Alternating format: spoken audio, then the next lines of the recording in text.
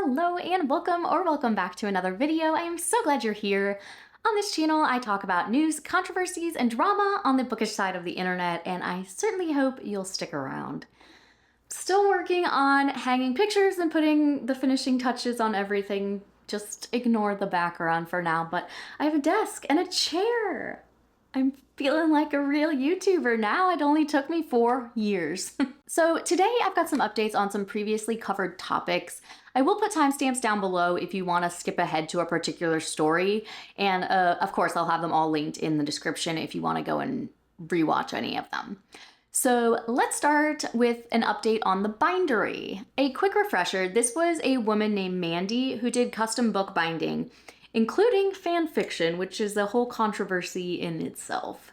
And eventually she started a subscription service. She admittedly used AI on multiple covers, and these were not cheap books by any means. The custom bookbinding ran from $225 to $300, and that's not even including the cost of the book itself if Mandy needed to purchase it. And even if not, you still bought the book at some point and then had to pay to ship it to her. As it often goes, she got way behind on orders, lied to her customers about where she was on her orders, and then blamed her health and personal life for everything. So it's not really her fault, and we need to feel bad for her.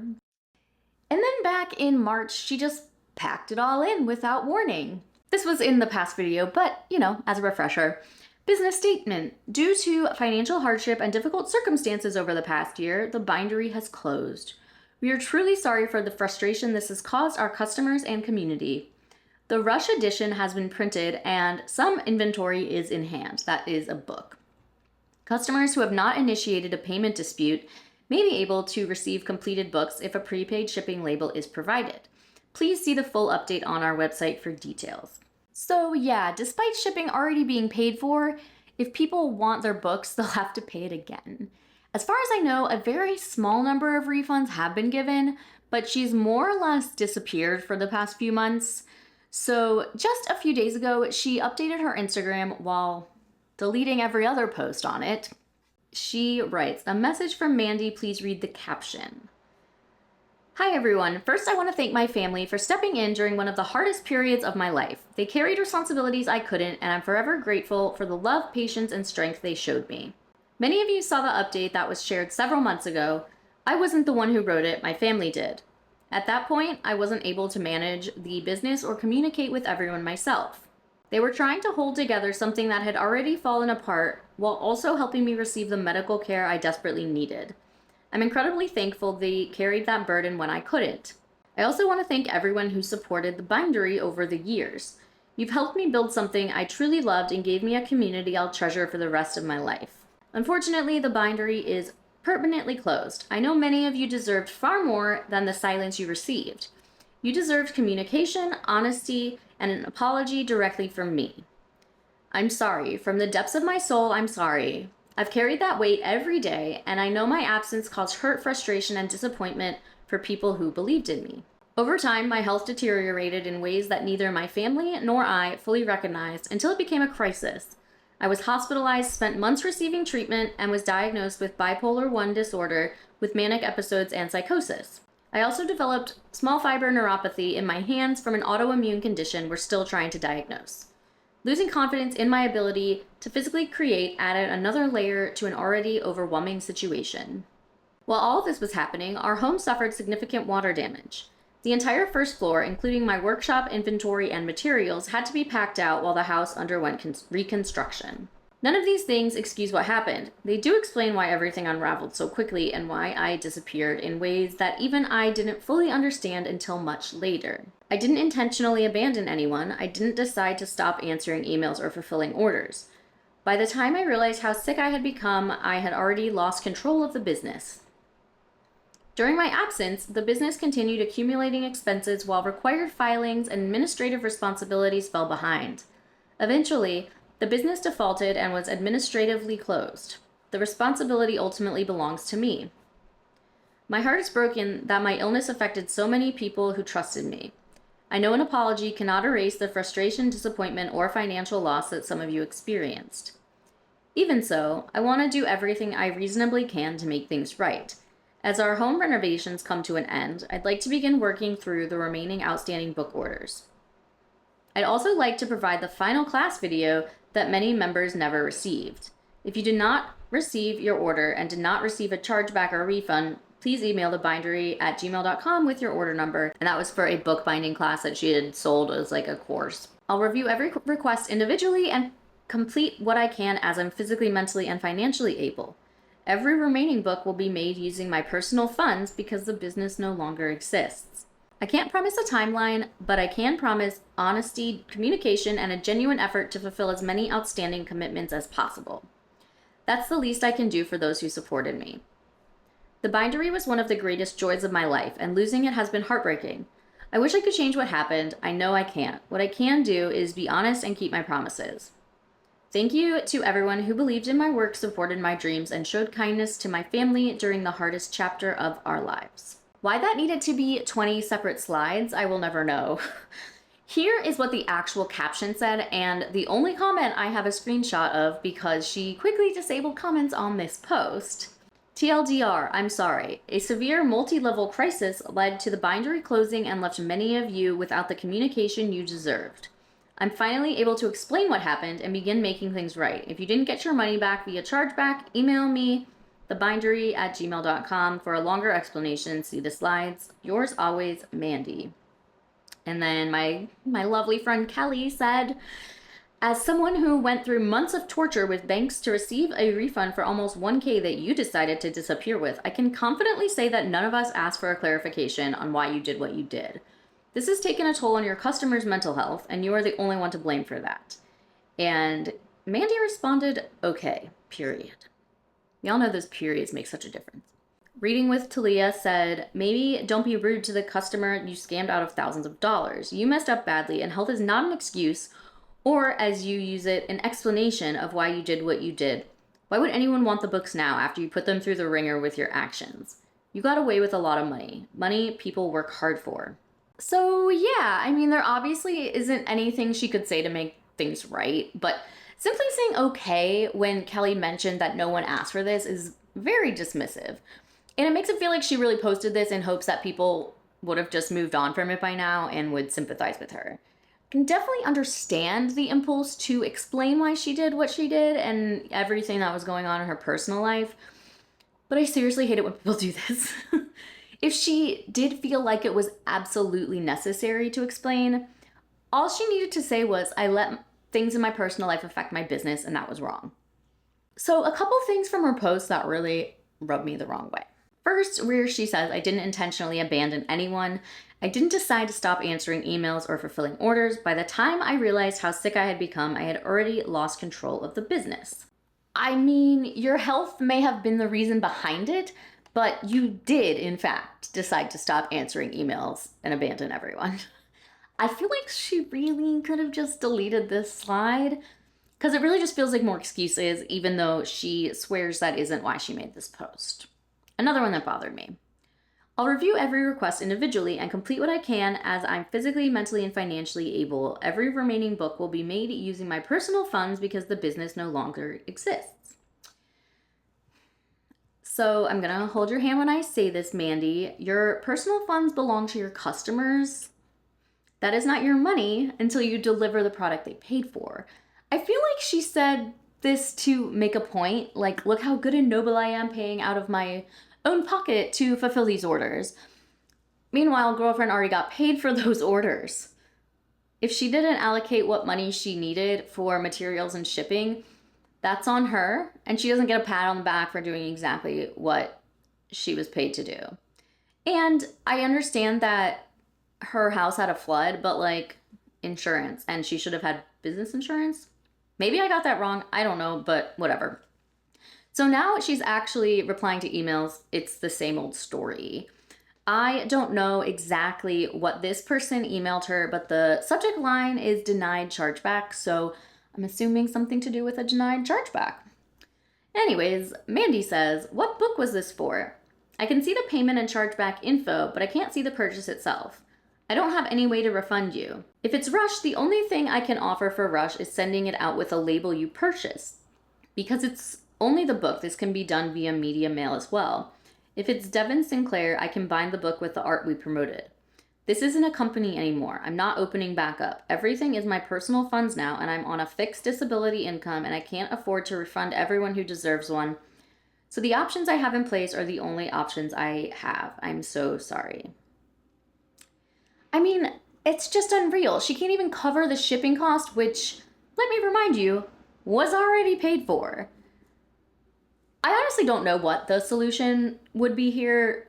Like, take out a loan to reimburse people? I don't think that's a good idea, but I don't even know what else to suggest.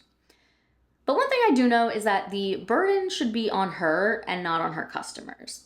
So here is a little series of emails.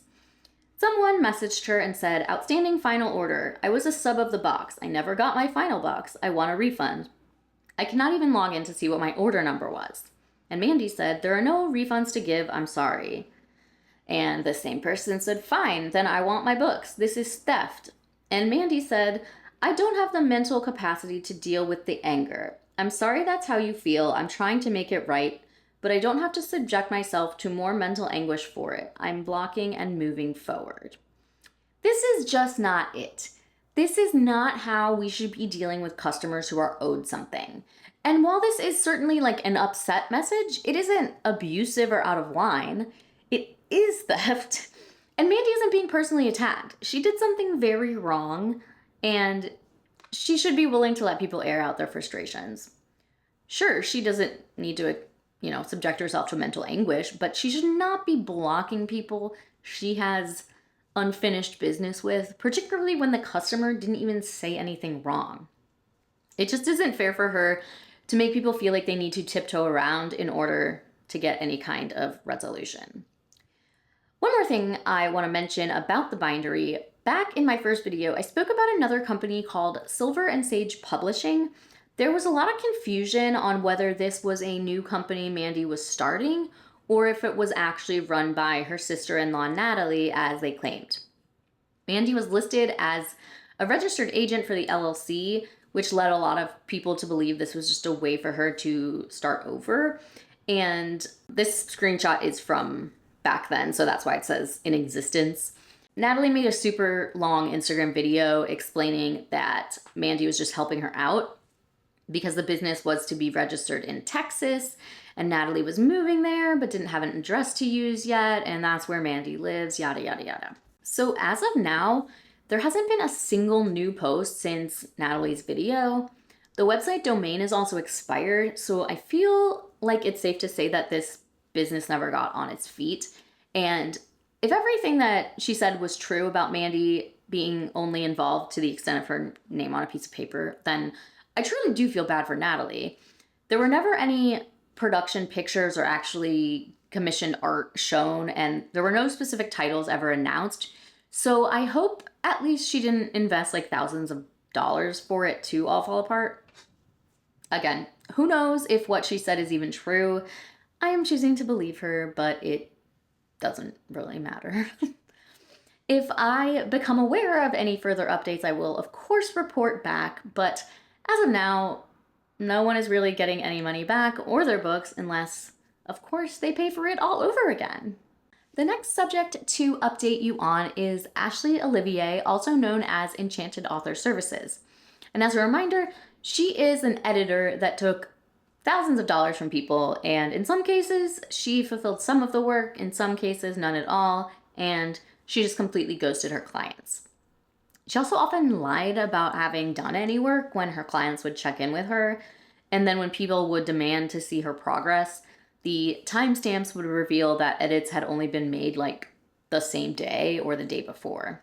This all became viral after author Azzy Druck posted about it on Threads, and it blew up. And Azzy, I apologize for mispronouncing your name in my last video. She has done so much hard work getting a list of victims together, and I'm not at all exaggerating when I say that Ashley scammed upwards of 40 authors. Azzy and I have stayed in communication, and every few days, she's messaging me about someone else coming forward with a story about Ashley. It is absolutely outrageous. So this all really blew up at the end of May, and a lot has happened since. So these Instagram stories didn't make it into the original video because I didn't have them in time, But before she deleted all of her social media accounts, these were posted on her stories of Enchanted Author Services. So she says, I'm also deactivating my author accounts within the week. Believe it or not, I do see what's posted on Threads. I'm tired of devoting my life to a job and career where I'm constantly made to feel like shit and my mental health suffers. A pattern of my delays? It's called being suicidal and not having health insurance. It's called half your family dying back to back and being unable to take a day off. It's called having PTSD from an abusive marriage you only just recently divorced from. You know what? I'm not done. OMG, she's been late on 30 plus projects in her career. And I've had over 500 clients. That's less than 6% of them.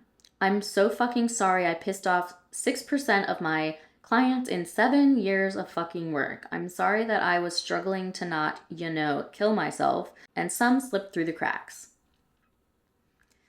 Deleting this account today. Send whatever emails you need. I'm fucking done with this community. I've seen the threads and I am done. I've said it before and I'll say it again. I truly empathize with how much she struggles with her mental health, and I really hope she's getting the help that she needs. That said, I don't think this is appropriate at all. Even though her mental illnesses are not her fault, she's still responsible for her actions because they affect other people. And in her case, she was continuing to advertise her services, knowing that she did not have the mental capacity to add more to her workload. And again, I am not blaming her for having mental illnesses, but I am blaming her for the way she's treating people she's taken advantage of.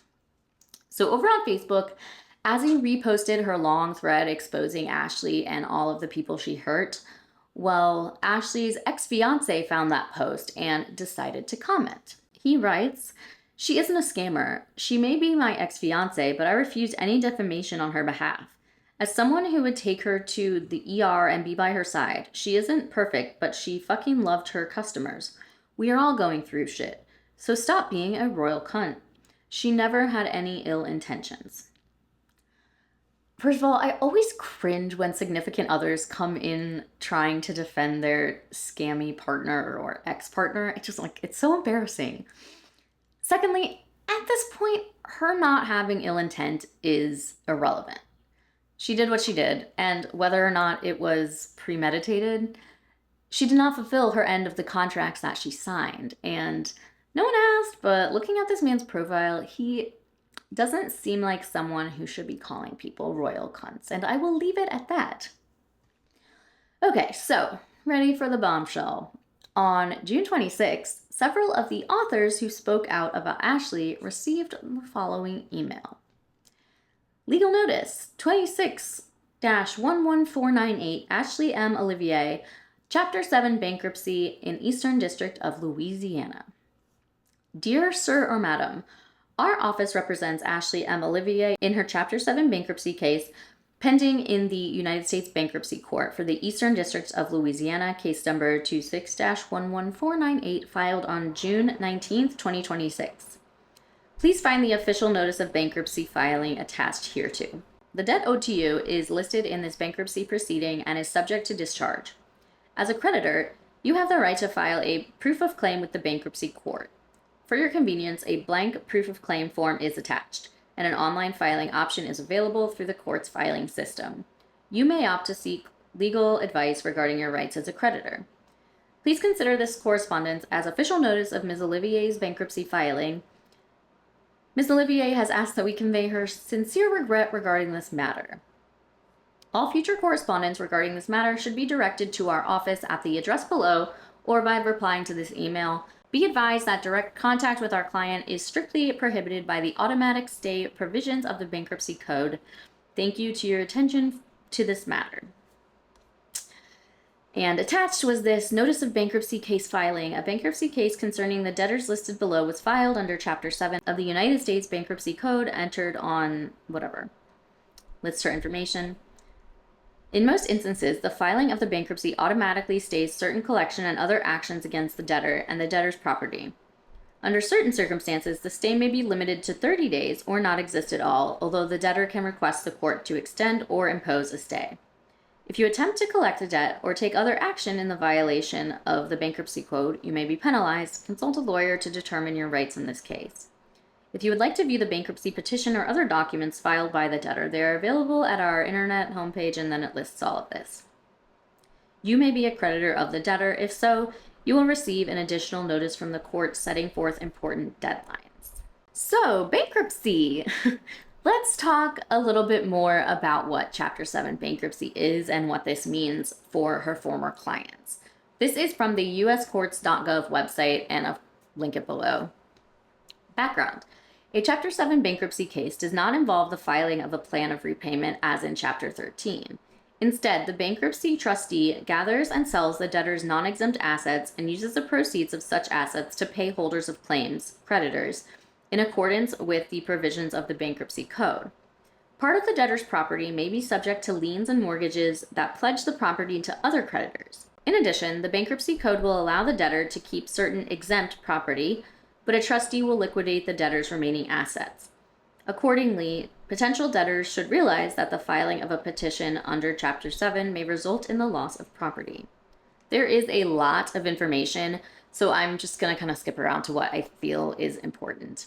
Filing a petition under Chapter 7 automatically stops most collection actions against the debtor or the debtor's property, statute, whatever. But filing the petition does not stay certain types of actions listed under statute, and the stay may be effective only for a short time in some situations. The stay arises by operation of law and requires no judicial action. As long as the stay is in effect, creditors generally may not initiate or continue lawsuits, wage garnishments, or even telephone calls demanding repayments. The bankruptcy clerk gives notice of the bankruptcy case to all creditors whose names and addresses are provided by the debtor. And that is what this was. Unfortunately, clients with unfulfilled agreements fall under the category of creditors. So what happens next?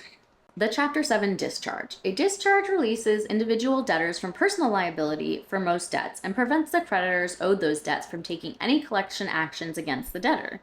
Because the Chapter 7 discharge is subject to many exceptions, debtors should consult competent legal counsel before filing to discuss the scope of the discharge.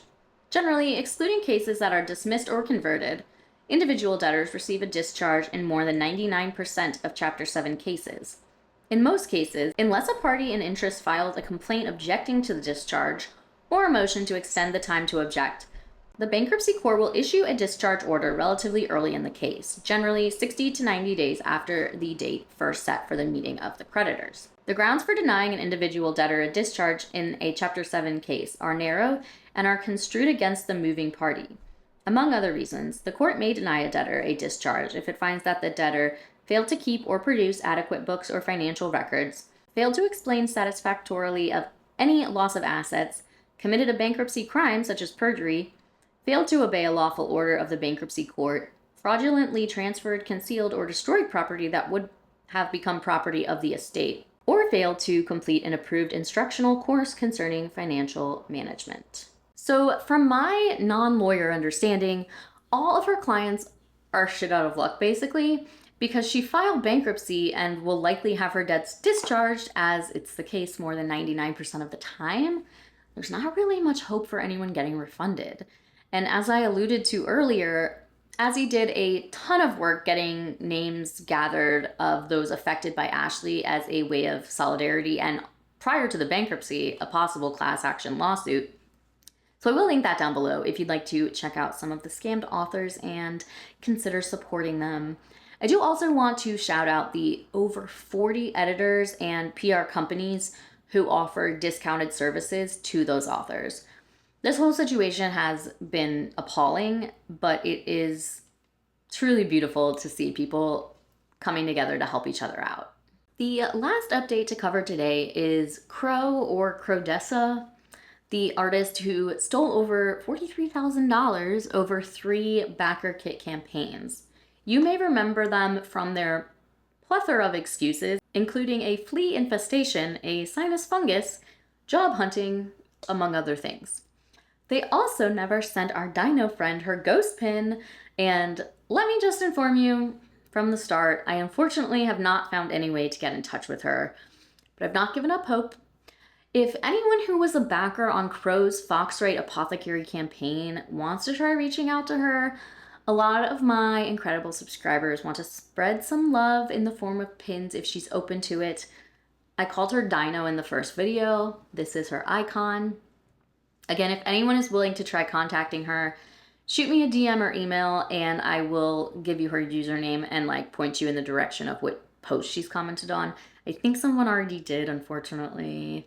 Nothing's happened, but sadly, there isn't a ton to update on here as Crow has not made a single update across any of their 3 campaigns since my last video came out on April 25th. It had already been radio silence for a while before then on 2 of the 3 projects, and there has been nothing new since.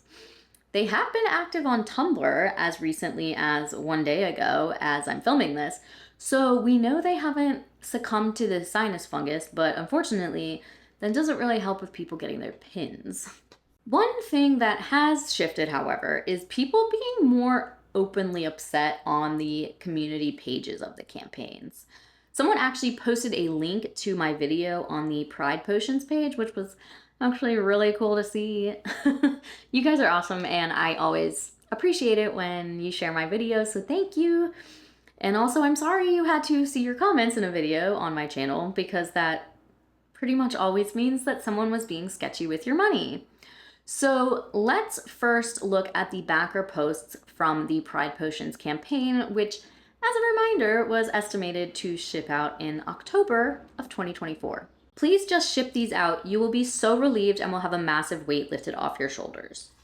You already have the pins. You already charge everyone shipping. You have your collab partner offering to complete fulfillment for you. You have everything lined up for you to finally just finish. If you recall, there's something that they do over there where you can find another artist and kind of work together doing similar themes, and it's just a fun way to support multiple artists. And the artist that was paired with Crow was messaging them and being I just send me the pins, I can send them out. Just do the final step and get these shipped. It will be a massive relief for you and finally allow you to finally put all this behind you. I'm guessing you've spent the shipping money already on things unrelated to shipping, so that's why you haven't sent these out yet, but it is still your responsibility to get these shipped out as that's what you took our money for. Please, please, please just get this finished. I don't need backing cards or anything, by the way. Just send the pins with no frills attached, other than the products we are promised, of course. And someone says that, or just refund people at this point. I'm just glad I didn't end up getting all the pins I wanted from this campaign, or even back the other ones. I'm frustrated, but not as pissed as I would be if I backed 2 or all 3 of the campaigns. The people who bought our old house a year ago are probably going to get my pins anyways, since addresses weren't locked, and God only knows if they bothered to check the update / 2 or 3 emails I sent them a year ago. I agree, it's frustrating knowing that backers in the Foxrite Apothecary campaign mentioned their addresses not getting locked, despite Crow making an update a little over a month ago at the time, saying they would. I get that BackerKit doesn't allow non-backers to join in other campaign discussions under the same creator, but at this point it would be super helpful with what's happening. Crow should at least come clean about the process for all campaigns combined, but I doubt they would, or at least omit some information from what I can assume. This is probably weird to say, but please feel free to use my comment section as a place for all the campaign backers to discuss if needed. I know there are over 1,000 of you guys, but I welcome anything that can help. I know victims of other topics I've discussed here have also started Facebook groups, so maybe someone wants to do that and then spread the word through people in the different campaigns. I don't know. I'm just spitballing some ideas. So here is another post. 1 month ago, BackerKit is now aware. I emailed BackerKit support to report the project, so they are aware of what's going on at least. I don't know if anyone else reported, but BackerKit seems to be paying attention. I don't know what they can / will do about it, but this is the email I received back from them. We'll see, I guess. Thank you for your report. Name. We followed up with the creator regarding the delay in updates regarding their project fulfillment. If a project is found in violation of the BackerKit crowdfunding rules, our team will take the appropriate action. If you have any additional information that you feel could help us with our review, please provide it in this email thread. BackerKit does seem to be doing their job where Kickstarter is failing miserably.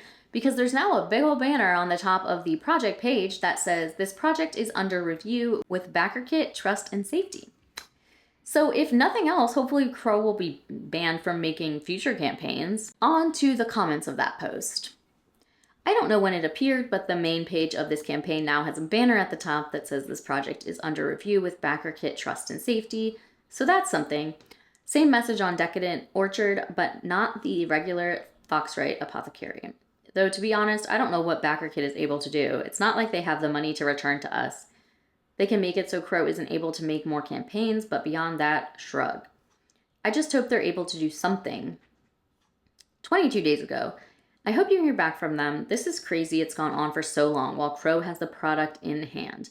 That really is wild because they've literally shown pictures of the product in their possession, and yet there's been no progress and no updates.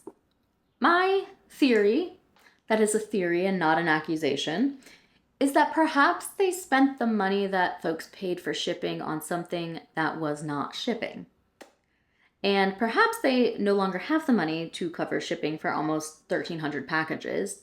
Even assuming there was some overlap of backers between campaigns and shipping could be combined, that's probably at least 1,000 individual orders. 21 days ago. Nothing yet, unfortunately. I'm totally empathetic to having life issues and whatnot. I'm currently going through a lot myself. But at a certain point, there are tools that can be used and people offering to help, and they're just apparently not. I definitely won't be backing any other projects by them and calling this one a loss. I've moved 3 times, not counting several hotels, and updated my address, but if they're not locking addresses, who knows? 6 days ago. Crow's most recent Tumblr post was from today, literally 9 hours ago. I do love having timestamps enabled. The radio silence here speaks volumes considering how active they seem to be over there. So frustrating. 3 days ago, someone said, I'm not sure if it helps, but I was recently informed that they've been selling the Pride Potions pins at conventions. So they have them, and it seems they've been selling them off instead of sending them to us. That's insane. I wonder if anyone has any pictures to send to BackerKit to prove that this is happening. If that's true, it changes everything. Well, I guess it doesn't actually change anything practical, but it changes the tone. Do you know which cons they vend at? This is insane if true. If you or someone you know can get pictures, please share them here and with BackerKit, because this is ridiculous. The longer Crow stays silent, the worse this gets. They are playing in all of our faces. I was unable to verify if there was any truth to this claim. I know Crow is located in the Chicago area, but past that, I wouldn't even know how to begin searching for what conventions they might have been a vendor at. This next post was made only a few weeks ago. 23 days. Any update on pins? Has there been any update from the creator or what's happening with the pins? And 20 days ago, even Ultra Infinite, who is the collaborator, who offered to help send the pins themselves since Crow was having so much trouble, has apparently also been ghosted for months, last I heard. They have their own projects to complete now, though, so that probably fell through entirely. And 19 days ago, someone said, I know Ultra Infinite was really trying to be a team player. Ultra Infinite has been so kind and helpful with this whole thing. I'm sorry they got caught in this garbage. 15 days ago. No updates. They're too busy posting on Tumblr and ghosting Ultra. 22 days ago, the creator hasn't updated any of their campaigns in 3 months. While they're very active on social media, they have not, to my knowledge, said anything about the status of the campaigns there either. The only, social media, I guess, that I've seen any activity on is Tumblr. And so I don't know if there's something this person knows that I don't, but just to clarify. I've had no luck contacting them through email either, and that seems to be the case for others as well. And someone replied, same, I've tried to reach out to them multiple times, and I'm moving again, so goodbye to the hopes of actually receiving the pins I ordered, I guess. I've reported the campaign to BackerKit, and I hope they find it's in violation of their policies, but other than that, 11 days ago, God, I wish we'd get an update. Something, at least, instead of them just completely ignoring us. I've lost hope on both people getting their pins and their money back. At this rate, I'm operating on, if we get them, we get them. If we don't, then we don't. At least the campaign is actively being reviewed by BackerKit Trust and Safety. I don't know if they can actually do anything, but I hope they can. I'm with you. Must have been a nice paycheck. I feel really bad for everyone who backed for more than just a few pins. I hope that BackerKit Trust and Safety can do something about it, but I don't have high hopes. I've just been informed that they've been selling the pins at cons without shipping them out to us, so I don't know what's going on anymore, and the absolute audacity is so painful. Again, I have no proof of that, but that's absolute bullshit if true. So that is all the updates on Pride potions. So let's go look at Foxrite Apothecary, which was estimated to ship in August 2024. This is the one that was actually nearly complete. Just 3 months ago, Crow unlocked addresses so people could make any updates they needed to before shipping. Project update, addresses unlocked. Hi all, addresses have been unlocked for everyone, and I will be locking them again this weekend. Rewards are being packaged and are just waiting for addresses to be properly updated to make sure everyone gets their items. Probably don't need to tell you that no changes have been made and addresses are still currently unlocked. 2 months ago. Okay, so you said you would be locking addresses again and shipping out rewards, but my address is still unlocked. Any actual plan to lock addresses and ship things out? 2 months ago. Any updates? Since they've normally come about 2 months apart, and it's been 2 months since the last update. And this is, I think older, but our sweet dino friend. Could I confirm that my ghost will be a part of this shipment? I have not gotten response from any of my detailed emails. 4 days ago, someone said, hi, have you got your ghost or any response at all yet? 2 months ago, our dino friend said, this project ended April of 2024. I'm now going to assume it was improperly managed and the rewards are not happening. I'm assuming the same for the even older campaign I've been trying to get information about. This is beyond unacceptable. And someone replied, yeah, this has been a nightmare, and so many people have been straight up robbed at this point. I kind of hope BackerKit bars them from future campaigns at this point. I feel like creators with unfulfilled campaigns should have some sort of marker on their profiles so people can know the risks before backing from certain creators. And then Michelle, I hope you don't mind that I didn't cover your name completely. I just wanted to say thank you for posting my video and then saying hope you see this, because I also hope that she sees this. Will they actually ship this time, or will another sudden convenient medical crisis pop up that will delay another 6 months by the time you bother with an update? 18 days ago. Like many others, I'm hoping for an update. I too really want to see the pins delivered. 26 days ago. I'd like my pins, please. Still waiting. 4 days ago. Hi, is there any update on these pins being shipped out anytime soon? This last update was 3 months ago. I understand you've had problems and health issues. I have disabling chronic illnesses and had to stop working a few years ago, so I understand how devastating they can be. If they were being all in and being packed 3 months ago, I would assume they're ready to go out by now. I would really like to get my pins still. And then another post from June. What's the next excuse going to be? This was 25 days ago. What's the next excuse going to be? If Crow ever manages to update the project, what excuse will they come up with this time, as we are close to the 2 years since that estimated August 2024 shipping date? LOL. Here are the many possibilities. A dramatic medical emergency accompanied by a TMI post. They've moved again. Totally forgot once more. Thought they sent it out, like they've claimed before with making posts, but forgot to actually do anything. Dog or cat and or Crow themselves all swallowed the pins. Spent ages contemplating actually doing something, but somehow never got around to it. The stars are just not aligned yet, obviously. Shh, we don't want Crow getting any new ideas for excuses. Here are the rest of the comments. I'm going to report this project to BackerKit. I noticed that the Pride Potions one is under review, so may as well report this one too. As far as excuses, I will never get over the detailed description of their sinus fungus. Like, it really lives rent-free in my head. Now, the last campaign is actually not even a year past the estimated ship date, so yay, I guess. Decadent Orchard was supposed to ship estimated around October 1st, 2025. This one also says it's under review with BackerKit Trust and Safety, so that's good news. So here's a post from a month ago. YouTube scam video. That's me. I also just saw the YouTube video. This is ridiculous, and I think that everyone is too nice and polite about the creator and the situation. They are a scammer using ridiculous excuses for all of their campaigns. Yeah, right, sinuses. I had 3 surgeries and still kept working as a freelancer. And this is unacceptable behavior. I'm equally disappointed in BackerKit, and I'll think twice before backing another of their campaigns. Was I not hard enough on Crow? Like, there's literally no excuse for their behavior. But I do like to give people the benefit of the doubt and make sure I'm not rushing into any assumptions.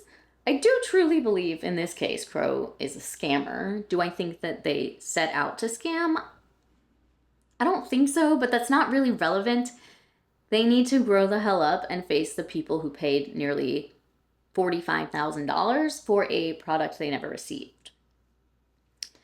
Someone replied to that and said, I wouldn't blame BackerKit for this, as they have no control if someone scams someone or not. I've backed a lot of campaigns on here, and this is the only one I've had an issue with. Keep that in mind, guys. Like, I talk about these things, but it's just, there's plenty more that go great. So don't let this scare you off from supporting authors and artists, whatever, that you really like. There's always a risk, you know, but there's so many more that go perfectly than go like this. I agree, but I can see where OP is coming from. I've wondered sometimes what vetting BackerKit does before deciding to let a creator fund their project on their site. I'm sure plenty of creators have 2 or more projects unfulfilled in the same period, but with the lack of communication, it feels risky to allow a creator to start funding for a 3rd project. Backers should be careful when choosing what campaigns to support, but I think crowdfunding sites do share some of the responsibility when it comes to minimizing untrustworthy campaigns. Of course, this campaign could have slipped through the cracks. I've backed a lot of campaigns between BackerKit and Kickstarter, but this campaign has definitely a lesson in trusting my gut and looking into creators I'm not familiar with. I do think it would be good for crowdfunding sites to not allow creators to start a new campaign until they've successfully completed their first one, as a way of proving themselves to be reliable. I don't know how realistic it is to want BackerKit to vet every single person who starts a campaign. But I mean, even as a person without backend capabilities that they have, it's obvious that Crow is not fulfilling their obligations, and it is completely outrageous that they have multiple campaigns with the exact same story. I think another thing that BackerKit could require that is probably not realistic, but whatever, is making creators show proof that things are moving along, like receipts or emails with manufacturers to ensure that things are actually being done, even if not on the originally scheduled timeline. Again, probably not something they'd ever do, but I think it would be mutually beneficial, because once folks get burned like this, they're not going to be as willing to back projects in the future, and that means less revenue for the company. So that is all I've got for you today. I wish I had better news to share on literally any of these, but I have faith that someday I'll be able to share a positive update on one of my video topics. Hey, the Isla Olsen people eventually got their books, so there's always hope. So today I have a very special highlight. If you follow me on Instagram, you might have seen that I was featured as a guest on the Illicit Liaisons podcast, hosted by authors Jenna Hart and Tara Lederman. I had such a lovely time chatting about bookish news with them, and I hope you'll check it out. It'll be linked, of course. And here's the coolest thing. They publish short story anthologies and zines in the romance genre under the indie press Tender and Tempting Tales. Their most recent anthology is Fireworks and Flirtation, and their most recent zine is called Fantastical Foes. The anthologies have romance stories with a 3 chili level spice that are 7 to 10,000 words, and the zines have romances with 3 chili spice that are 4 to 7,000 words, plus articles, games, and news, and all of their publications are available in print and in Kindle Unlimited. Now, if you are an author and are interested in submitting a story for publication, I'll put links to find all the information down in the description. In August, submissions open for the upcoming zine Sapphics of Saturn, and all of the stories will be lesbian sci-fi romance. On the website, you can find more on other upcoming anthologies and zines. I hope you'll check them out, and if you're an author, maybe submit a story. It seems like a really, really cool thing. So if you did like this video, please give it a thumbs up. If you haven't subscribed, I would love it if you would. Check out my Discord page if you would like to hang out over there. I hope the sound, the light is all okay. Still working it all out. Thanks again for watching, and I'll see you in the next one. Bye!